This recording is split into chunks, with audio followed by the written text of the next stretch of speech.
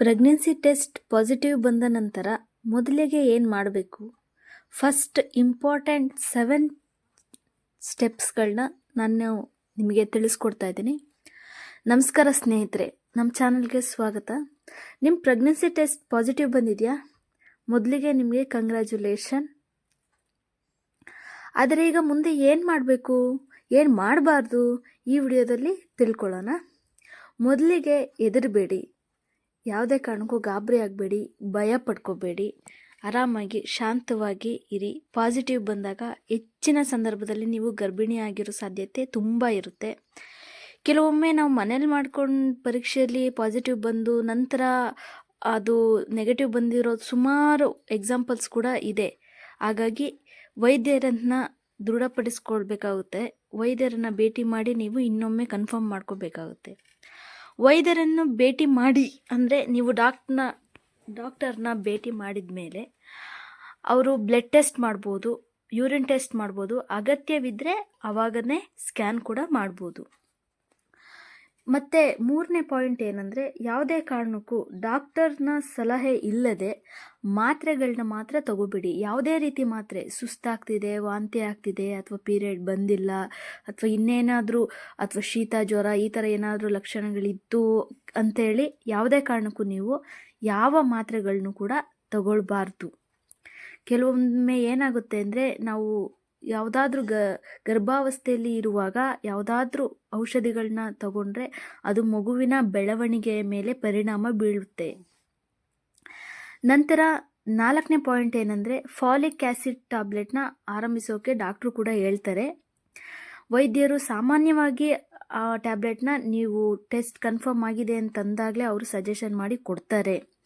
ಈ ಟ್ಯಾಬ್ಲೆಟ್ನ ನೀವು ಖಂಡಿತವಾಗಿಯೂ ಮಿಸ್ ಮಾಡದೆ ತಗೊಳ್ಳೇಬೇಕು. ಇದು ಕಾರಣ ಮಗುವಿನ ಬೆಳವಣಿಗೆ ಮತ್ತು ಮೆದುಳು ಮತ್ತು ಬೆನ್ನು ಹುರಿಯ ಬೆಳವಣಿಗೆಗೆ ಮುಖ್ಯವಾಗಿರುತ್ತದೆ.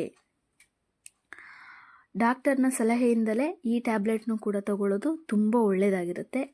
ನಂತರ 5ನೇ ಪಾಯಿಂಟ್ ನಿಮಗೆ ಹೇಳಬೇಕು ಅಂದರೆ, ನೀವು ಈ ಸಮಯದಲ್ಲಿ ಆಹಾರ ಸೇವನೆ ಹೆಂಗಿರಬೇಕು ಅಂದರೆ, ಹಾಲು, ಹಸಿರು ತರಕಾರಿಗಳು, ಹಣ್ಣುಗಳು, ಒಣ ಹಣ್ಣುಗಳು ಮೀನ್ಸ್ ಡ್ರೈ ಫ್ರೂಟ್ಸ್ಗಳು ತಗೋಬೇಕಾಗುತ್ತೆ.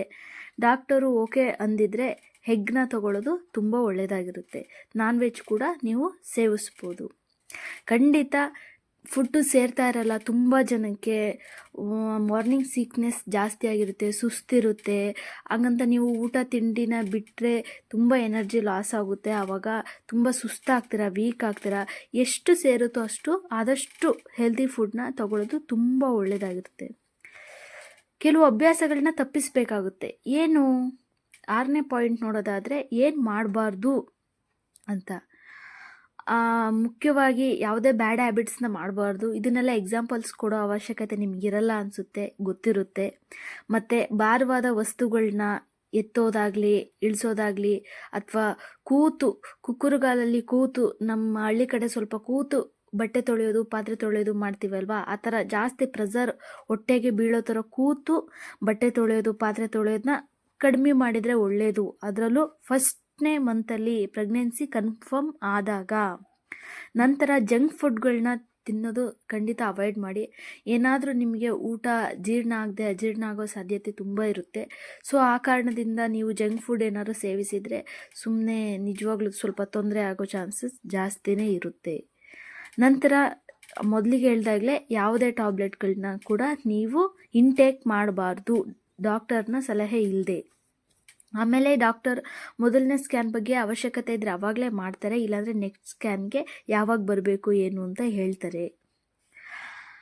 ಈ ಮಾಹಿತಿ ನಿಮಗೆ ಇಷ್ಟ ಆಗಿದ್ದರೆ ಪ್ಲೀಸ್ ಲೈಕ್, ಶೇರ್ ಮಾಡಿ. ಪ್ರೆಗ್ನೆನ್ಸಿ ಮತ್ತು ಬೇಬಿ ಕೇರ್ನ ಇನ್ನಷ್ಟು ಕನ್ನಡ ವಿಡಿಯೋಗಳಿಗಾಗಿ ನಮ್ಮ ಚಾನಲ್ನ ಸಬ್ಸ್ಕ್ರೈಬ್ ಮಾಡಿ. Thank you. ನಿಮಗೆ ಏನೇ ಡೌಟ್ ಇದ್ದರೂ, ಯಾವ ಟಾಪಿಕ್ ಬಗ್ಗೆ ರಿಲೇಟೆಡ್ ಆಗಿ ನಿಮಗೆ ವಿಡಿಯೋ ಮಾಡಬೇಕು ಅಂದರೆ ಪ್ಲೀಸ್ ಕಮೆಂಟ್ ಮಾಡಿ. ಖಂಡಿತ ಆ ವಿಡಿಯೋಗಳನ್ನ